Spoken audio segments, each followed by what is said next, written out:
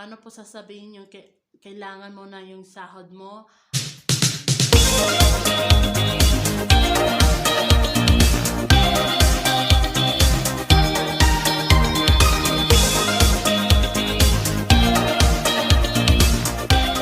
Again to my YouTube channel, it's me, Sarah Jane. At kung bago ka pa lang sa YouTube channel ko, please subscribe at i-click mo na rin yung notification bell para always kang updated sa mga video ko. And also guys, nagpapasalamat po ako dahil 10K na tayo. So thank you po sa pagsuporta sa aking YouTube channel.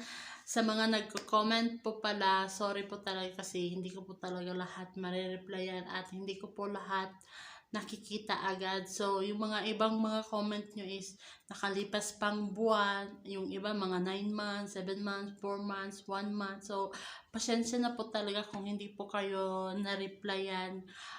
So, yun, para po mas madali nyo akong makontak or ma-message. So, i-message nyo ako sa aking Facebook page. Ito po yung aking Facebook page. Pareha din po ng aking profile sa aking YouTube. So, para madali nyo pong makilala. So, yun. Thank you so much po talaga sa pagsuporta sa aking YouTube channel. So, sana po sa pagsuporta ninyo sa aking YouTube channel, suportahan nyo rin po yung aking Facebook page. So, ngayon, ang topic natin today or ang video natin today ay basic words na naman kasi marami talaga akong nakikita sa comment section ko na ate, pagawa po ulit ng basic words, ano pong pwedeng mga sentence na pwedeng sabihin. So, ayan po. So, gagawa na naman tayo ulit ng ating basic words sa mga ating mga first timer na mag-a-abroad sa Middle East. So, hope po na makatulong po sa inyo. Pag hindi niyo po talaga siya naiintindihan guys, ipa-flash ko po siya sa screen. So, i-take note na lang po at pag-aralan para mas maintindihan ninyo. Or, i-message nyo ako sa aking Facebook page para maka-reply ako agad kasi nasa messenger naman din ako, nagre-reply din ako agad. Pag sa comment section talagang medyo mahirap kasi ang dami-dami nyo, so hindi ko talaga lahat mare-replyan at dahil din sa trabaho ko, so ayun. So ang basic words natin ngayon guys ay yung mga common na nasa comment section ko, yung paano sabihin yung kailangan ko makukuha yung sahod ko, gusto ko na yung sahod ko, mga ganyan. So, ibibigyan ko kayo ng Arabic nun para sa mga first timer natin na hindi alam paano sabihin yung kung kailangan na nila ng pera. Kasi minsan kasi yung mga amo rin dito ang titigas ng mga ulo eh. Yung kahit araw na ng sahod mo, sasabihin pang bukra. Oh, no! or sasabihin na, sige mamaya, ganyan sila dito. Kaya, ayun, sa mga first timer na mga OFW dyan, basta araw ng sahod nyo, itatanong nyo sa kanila kung kailan nila ibibigay, okay?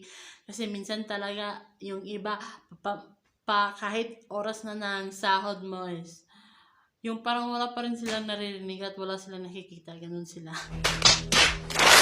So, ayun. Back to topic tayo guys. Kasi medyo mainit na. Kita nyo naman yung araw sa taas ng ulo ko. Kasi pasikat na. So, ayun. Ang number 1 natin guys ay kung kayo ay tapos na sa inyong trabaho, sasabihin nyo lang ay Madam Ana Kalas Shugul Ana. Or Ana Kalas Kulo o Shugul Ana on the bed. Yun po. Ang ibig sabihin po no ay, Madam, trabaho ko po sa bahay ay tapos na, or ang trabaho ko po ay tapos na. So, ang number 2 natin guys ay matutulog na po ako. Matutulog na po ako. So, pag tapos ka na sa iyong trabaho, di ba? Tapos ka na sa trabaho nyo, gabi na, so matutulog na talaga, di ba? So, ang sasabihin nyo lang ay Ana Pinom, or gusto ko nang matulog, Ana Biron, the corporate Ana. So, ayan. Yun po yung ibig sabihin. Ana Biron, the corporate Ana, or Ana Binom. Yun. So, ang number 3 natin guys ay kailangan ko po ang sahod ko.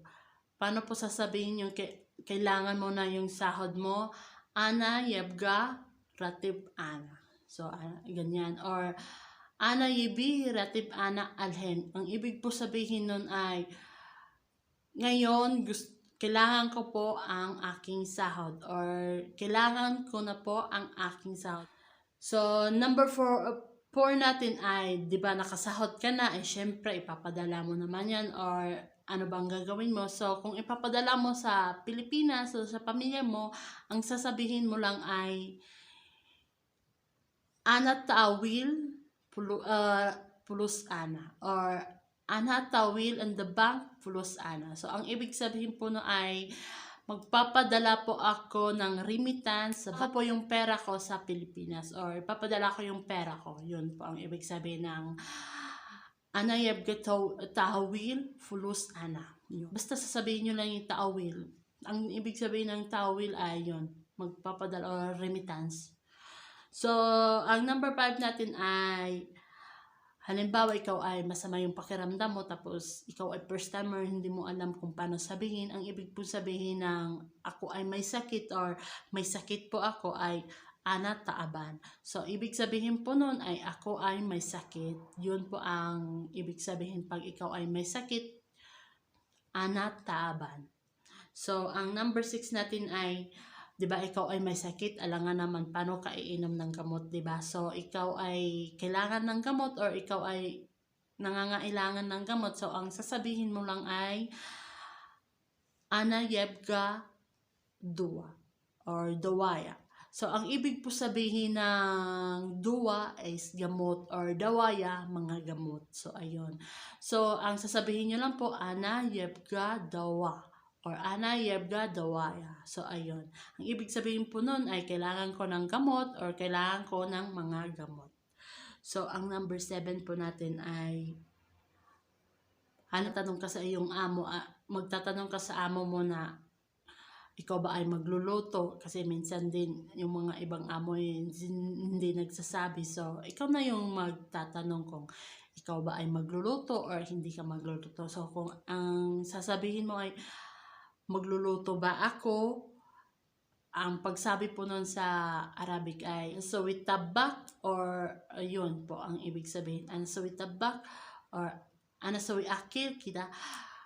Anasawi akil, o ang ibig po sabihin nun ay, ako ba ay magluluto or ako ba ay gagawa ng pagkain. So, ganun. Kasi minsan yung mga ibang amo is, hindi talaga sila nagpapaluto sa katulong, sila mismo yung nagluluto. Bali, ikaw is, tutulungan mo na lang sila sa kusina, yung ganun. Yung ikaw na lang yung maghuhugas, mag-prepare, yung ganun. Pero kung ikaw, pag minsan, so ayun, tanungin mo sila kung ikaw ba ay magluluto sa bahay nila or hindi. So, ganun. Yung pagsabi po nun ay, Anasawi tabak o Anasawi akil. Yun. Natin ay, pag ikaw ay nagluto naman, so, syempre, natapos mo na yun, di ba? So, pag natapos mo na, pag ready na yung mga pagkain, so, sasabihin mo sa madam mo yun na, tapos na, di ba, ang pagkain? So, ang pagsabi po nun ay, na ang pagkain is, akil jahas, o jahas akil kalas. So, ayun lang po. Ang ibig po sabihin ng kalas ay tapos, ang jehas ay ready na. So, ayun po. Ang ibig sabihin ng kalas, jehas akil. Ayun. So, next natin ay, kung sila naman ay, kung ikaw naman ay magtatanong sa kanila kung anong gusto nila or anong gusto nilang gawin mo. So, ganun. So, pag sasabihin mo naman is, anong gusto nila is, sasabihin mo lang, tabanshay.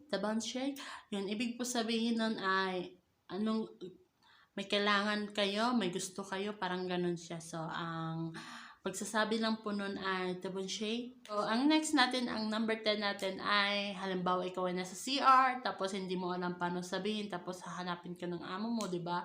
So, minsan nasa CR ka, or minsan nasa CR ka dahil nagsiselfone ka. Hoy, alam ko na yan. Set.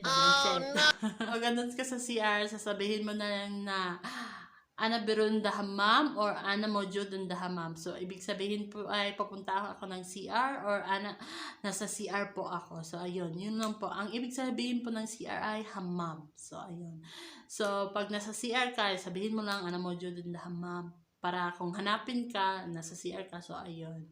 So, kung nasa kwarto ka naman, sabihin mo is, ana mo jud ang da korpa. Ang korpa ay kwarto. So, sabihin mo ay, ana mo jud ang da korpa. Yun lang kung nasa kwarto ka. So, yung nasa CR dyan, yung iba nating kababayan, yung mga technique nila na nasa CR, kunwaring nagsi-CR, hindi pala kasi naka-cellphone or nagpapahinga, di ba? Minsan kasi nakakainis din yung mga amo yung halos mag-CR ka, hinahanap ka. So, ayun. Minsan ganun ang gagawin ng ibang mga OFW natin dito. So, ayun, alam na this. So, yun lamang po yung ating video for today, guys. So, hope na nakatulong sa inyo. So, post ninyo, ha? At saka isulat ninyo. Para hindi naman tayo pabalik-balik sa tinatanong ninyo, Kasi halos lahat naman sa comment section ng video ko is pare-pareho din naman yung mga sinasabi. So, ayun guys. So, dapat isulat niyo at i-take note niyo para minsan maintindihan kung wala kayong mga trabaho. So, basahan niyo para medyo may matutunan na kayong mga Arabic. So, yun lamang po guys at thank you so much. Bye!